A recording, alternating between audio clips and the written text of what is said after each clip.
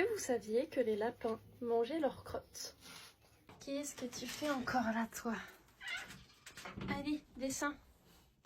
Je vous invite à regarder sur le râtelier, juste derrière le lapin, il y a une drôle de crotte.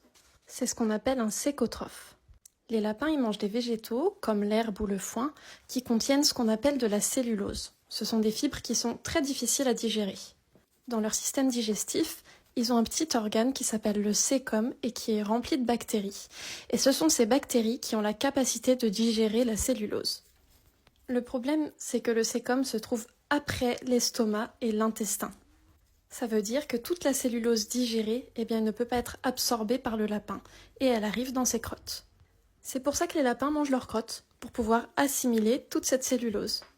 Mais attention, ils ne mangent pas toutes ces crottes. Les crottes classiques sont des petites billes rondes et sèches, comme vous pouvez voir en bas de ma main, tandis que les cécotrophes ressemblent plutôt à des mini-grappes de raisin un peu luisantes. Si vous avez un lapin, c'est possible que vous n'en ayez jamais vu. Moi, aujourd'hui, c'était la première fois. Parce qu'en fait, le lapin mange directement ses petites crottes à la sortie de ses fesses. Et attendez, je vais encore vous apprendre quelque chose. Est-ce que vous saviez que nous, les humains, nous avions aussi un cécome ?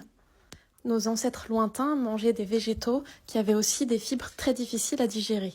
C'est pour ça qu'ils avaient besoin d'un cécome. Aujourd'hui, cet organe s'est comme atrophié et il n'en reste plus qu'un petit vestige chez nous, c'est l'appendice.